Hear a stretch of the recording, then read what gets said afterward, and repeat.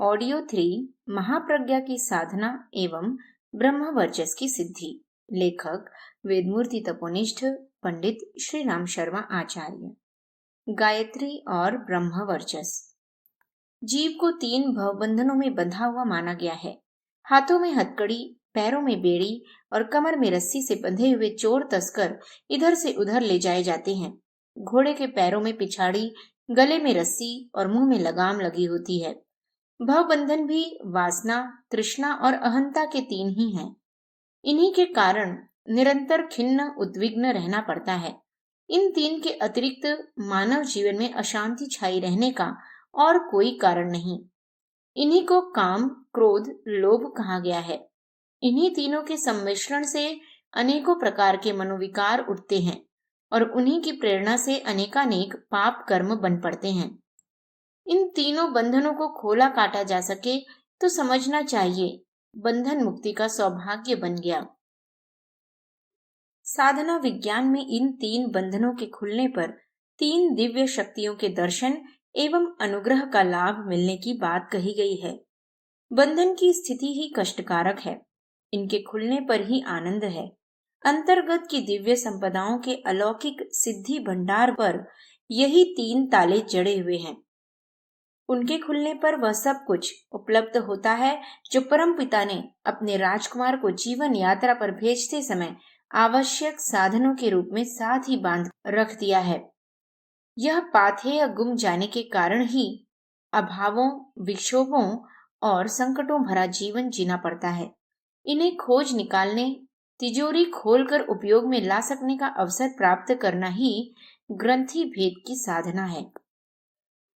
साधना विज्ञान के तत्वदर्शी वैज्ञानिकों ने 3 ग्रंथियों का विस्तृत विवेचन एवं निरूपण किया है। उन्हें खोलने के साधन एवं विधि विधान बनाए हैं। उनके नाम है ब्रह्म ग्रंथि, विष्णु ग्रंथि और रुद्र ग्रंथि। रुद्र ग्रंथि का स्थान नाभि स्थान माना गया है। इसे अग्निचक्र भी कहते हैं। माता के शरीर से बालक के शरीर में जो रक्त प्रवेश करता है उसका स्थान यह नाभि स्थान ही है।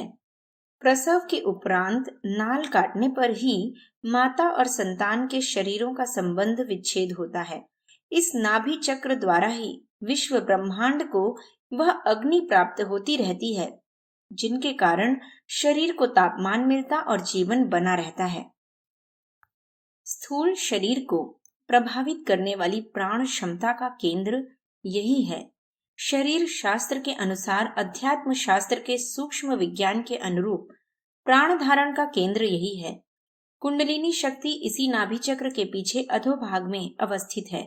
मूलाधार चक्र का मुख द्वार नाभि स्थान में है और अधोभाग में मलमूत्र छिद्रों के मध्य केंद्र में। इस केंद्र के जागरण अनावरण का जो विज्ञान विधान है वह त्रिपदा गायत्री के प्रथम चरण का क्षेत्र समझा जा सकता है।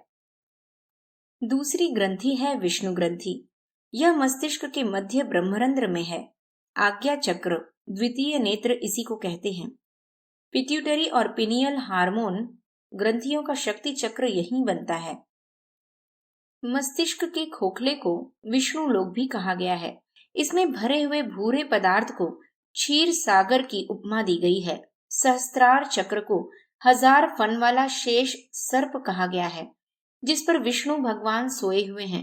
ब्रह्मरंध्र की तुलना पृथ्वी के ध्रुव प्रदेश से की गई है। अनंत अंतरिक्ष में अंतर्ग्रही प्रचंड शक्तियों की वर्षा निरंतर होती रहती है। ध्रुवों में रहने वाला चुंबकत्व इस अंतर्ग्रही शक्ति वर्षों में से अपने लिए आवश्यक संपदाएं खींचता रहता है। पृथ्वी के वैभव की जड़ें इसी ध्रुव प्रदेश में हैं। वहां से उसे आवश्यक पोषण निखिल ब्रह्मांड की संपदा में से उपलब्ध होता रहता है। ठीक इसी प्रकार मानवी काया एक स्वतंत्र पृथ्वी है। उसे अपनी अति महत्वपूर्ण आवश्यकताओं को पूरा करने का अवसर इसी ब्रह्मरंध्र के माध्यम द्वारा उपलब्ध होता है। यह ध्रुव प्रदेश अवरुद्ध रहने से, मृच्छत स्थिति में पड़े रहने से सूक्ष्म जगत के अभिष्ट अनुदान मिल नहीं पाते और पिछड़ेपन की आत्मिक दरिद्रता छाई रहती है। विष्णु ग्रंथि के जागृत होने पर वह द्वार खुलता है जिससे दिव्य अनुदानों की अभिष्ट मात्रा आकर्षित और उपलब्ध की जा सके। मस्तिष्क का बहुत थोड़ा अंश, प्रायः 7% ही जागृत होता है।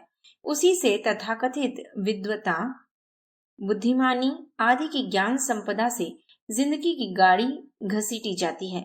शेष 93% ज्ञान संस्थान प्रसुप्त स्थिति में पड़ा है। उसी को विष्णु भगवान का शेष शय्या शयन कहा गया है। इस क्षेत्र के बंद कपाट खोले जा सकें और उस अंधेरी कोठरी में प्रकाश पहुंच सके तो वहां की रत्न राशि टटोली और काम में लाई जा सकती है। अतीन्द्रिय ज्ञान का केंद्र उसी प्रसुप्त संस्थान में छिपा पड़ा है। दूरदर्शन, दूरश्रवण, भविष्य ज्ञान, विचार संचालन, प्राण प्रहार आदि अनेक योग और तत्व में वर्णित शक्तियों का निवास इसी क्षेत्र में है। सिद्धियों की 64 योगिनियां यहीं समाधिस्थ बनकर लेटी हुई हैं। उन्हें यदि जगाया जा सके तो मनुष्य सहज ही सिद्ध पुरुष बन सकता है। उसकी अविज्ञात क्षमता विकसित होकर देवतुल्य समर्थता का लाभ दे सकती है। बुद्धिमत्ता प्राप्त करने के लौकिक उपाय शिक्षा, स्वाध्याय, अनुभव, अभ्यास, परामर्श आदि हैं। यह साधन जिसे जितनी मात्रा में मिल जाते हैं वह उतना ही बुद्धिमान विद्वान बन जाता है। यह सर्वविदित उपाय हुए। सूक्ष्म विज्ञान के अनुसार रहस्यमय उपाय मस्तिष्कीय क्षेत्र की ध्यान धारणा तथा दूसरे साधनात्मक उपाय उपचारों से विशाल क्षेत्र की ढूंढ खोज की जा सकती है और उस अन्वेषण का असाधारण लाभ उठाया जा सकता है। कोलंबस ने अमेरिका महाद्वीप खोज निकाला तो यूरोप निवासियों ने उसका पूरा लाभ उठाया। वैज्ञानिक शोधों का लाभ समस्त मानव जाति उठा रही है। मना संस्थान की सुनिश्चित संपदाओं को खोजना नहीं पड़ता, उन्हें जगाने भर की मेहनत करनी पड़ती है। इसी प्रयास को विष्णु ग्रंथि खोलने की साधना कहते हैं। भ्रांतियों का जंजाल ही माया बंधन है। तरह तरह के कुसंस्कार, भ्रम, कुविचार ही मन को भटकाते और कुमार्ग पर चलने के लिए बहकाते हैं। मृग तृष्णा में भटकने और कस्तूरी को खोजने मारे मारे फिरने वाले हिरन जैसी ही मूर्खता अपना मन भी करता रहता है।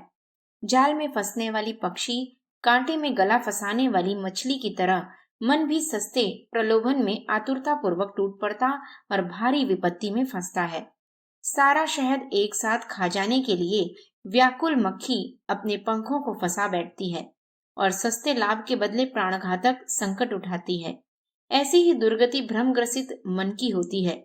यदि जीवन का स्वरूप और लक्ष्य समझने में भूल न हो तो सामान्य स्थिति का मनुष्य भी महामानवों के स्तर तक पहुंच सकता है। भ्रम ही है जो मनुष्य को पथभ्रष्ट करता और उसके अनुपम सौभाग्य को व्यर्थ की बर्बादी में नष्ट करता है।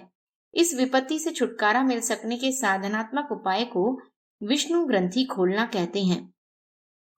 यह द्वार खुल जाने पर अनंत आकाश में बिखरी पड़ी बहुमूल्य ज्ञान संपदा को बटोर लेना भी सहज संभव हो सकता है।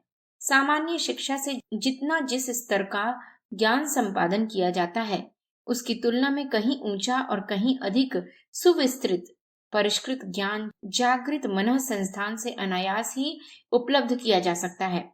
विष्णु ग्रंथि के जागरण से मिलने वाली सफलता के अनुपात में इस प्रकार के अनेकों दिव्य ज्ञान साधना प्रयोगों द्वारा सहज ही उपलब्ध होने लगते हैं।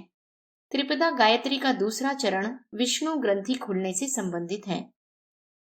त्रिपदा का तीसरा चरण ब्रह्म ग्रंथि से संबंधित है। इसका स्थान हृदय चक्र माना गया है। इसे ब्रह्म चक्र भी कहते हैं।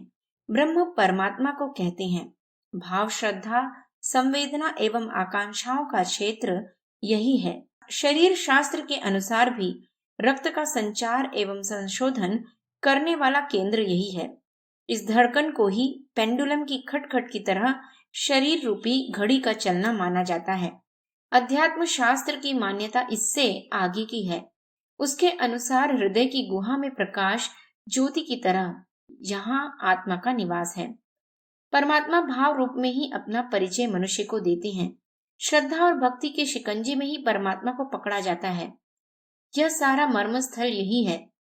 किसी तथ्य का हृदयंगम होना, किसी प्रियजन का हृदय में बस जाना जैसी उक्तियों से यह प्रतीत होता है कि आत्मा का स्थान निरूपण इसी क्षेत्र में किया गया है। उर्दू का प्रसिद्ध शेर है, दिल के आईने में है तस्वीरें यार की, जब जरा गर्दन झुकाई देख ली। हृदय चक्र ब्रह्म ग्रंथि है, वहां से भावनाओं का, आकांक्षा, अभिरुचि का परिवर्तन होता है। जीवन की दिशा धारा बदलती है। वाल्मीकि, अंगुली माल, आम्रपाली, विल्व मंगल, अजामिल आदि का प्रत्यावर्तन, हृदय परिवर्तन ही उन्हें कुछ से कुछ बना देने में समर्थ हुआ।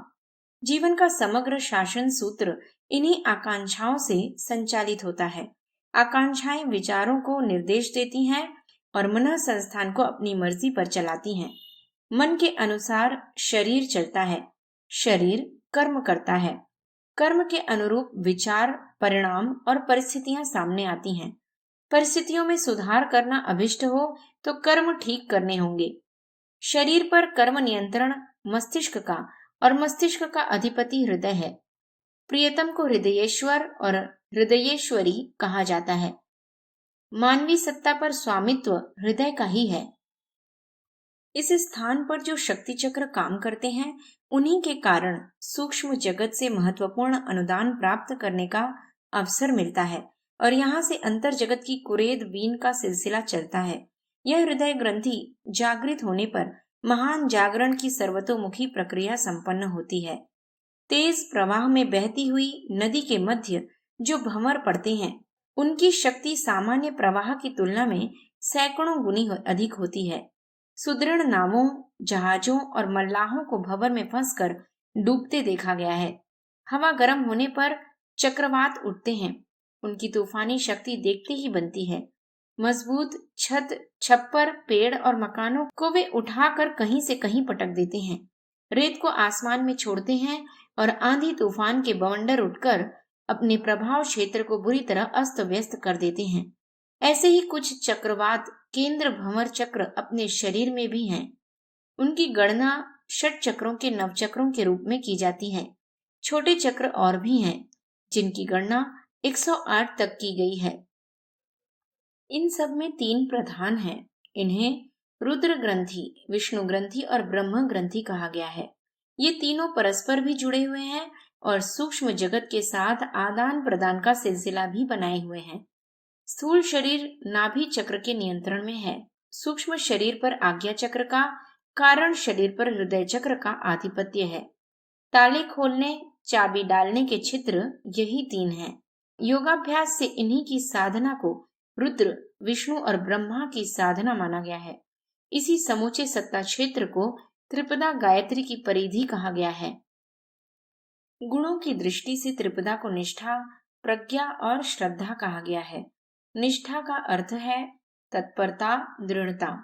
प्रज्ञा कहते हैं विवेकशीलता, दूरदर्शिता को। श्रद्धा कहते हैं आदर्शवादिता और उत्कृष्टता को। कर्म के रूप में निष्ठा, गुण के रूप में प्रज्ञा और स्वभाव के रूप में श्रद्धा की सर्वोपरि गरिमा है।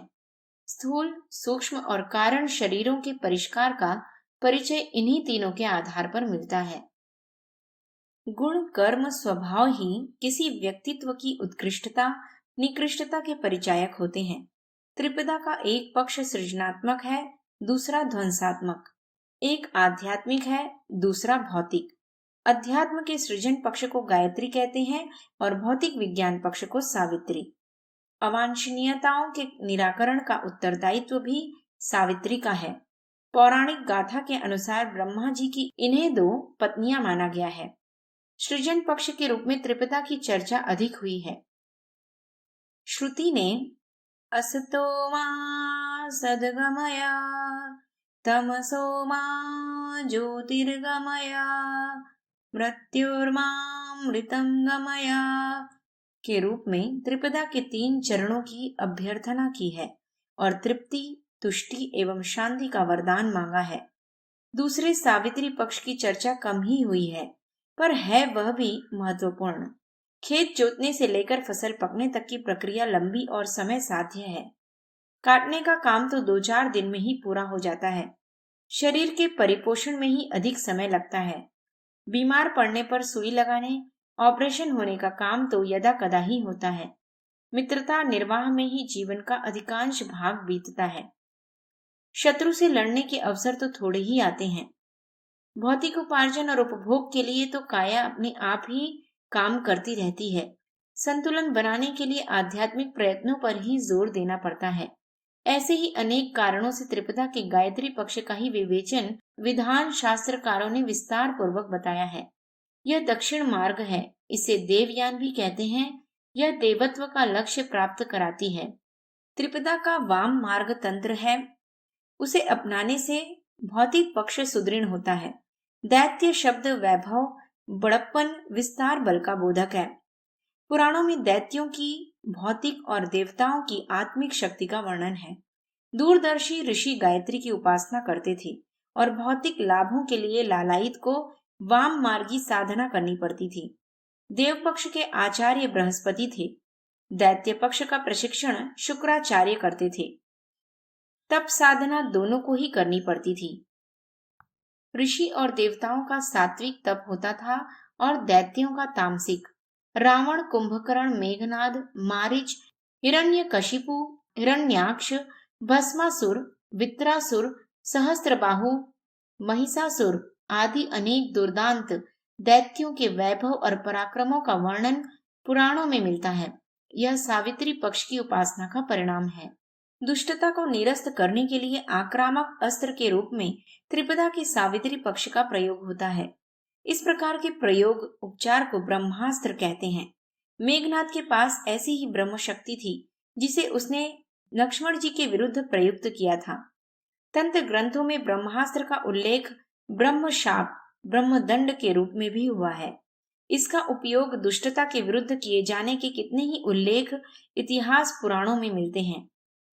श्रृंगी ऋषि ने परीक्षित को, श्रवण कुमार के पिता ने दशरथ को, गौतम ने इंद्र को, गांधारी ने कृष्ण को, कपिल ने सगर सूतों को, ऋषियों का नहुष को शाप देने के उपाख्यान सर्वविदित हैं। वरदानों की तरह शापों का भी सुविस्तृत इतिहास है। मारण, मोहन, वशीकरण, उच्चाटन, स्तंभन आदि के तांत्रिक प्रयोगों का विवरण एवं विधान गायत्री तंत्र एवं अन्यान्य ग्रंथों में संकेत रूप से दिया गया है। विस्तार पूर्वक उसे इसलिए नहीं लिखा गया कि अनधिकारी व्यक्ति उसे स्वार्थ सिद्धि के लिए अनीति पूर्वक प्रयुक्त कर सकते हैं। रिवॉल्वर आदि के लाइसेंस हर किसी को नहीं मिलते। प्रामाणिक व्यक्तियों को ही उन्हें रखने की आज्ञा मिलती है। ठीक इसी प्रकार तांत्रिक प्रयोगों की शिक्षा सर्वसुलभ नहीं की गई है, किंतु है वह भी त्रिपदा का एक महत्वपूर्ण पक्ष। गायत्री का ज्ञान पक्ष ब्रह्म विद्या कहलाता है और विज्ञान पक्ष ब्रह्म तेजस। दोनों के समन्वय से ब्रह्म वर्चस शब्द बना है। इसमें आत्मज्ञान और आत्मबल दोनों का समन्वय कर सकते हैं। अथर्व वेद में गायत्री विद्या की 7 सिद्धियां गिनाई गई हैं। सबसे अंतिम सोपान ब्रह्म वर्चस कहा गया है। उसकी उपलब्धि के लिए जो संतुलित यात्रा करनी पड़ती है, उसमें दक्षिण और वाम मार्ग का, ब्रह्म योग और तंत्र योग दोनों का समन्वय सम्मिलित है। इसी से उसे पूर्ण योग की संज्ञा दी गई है।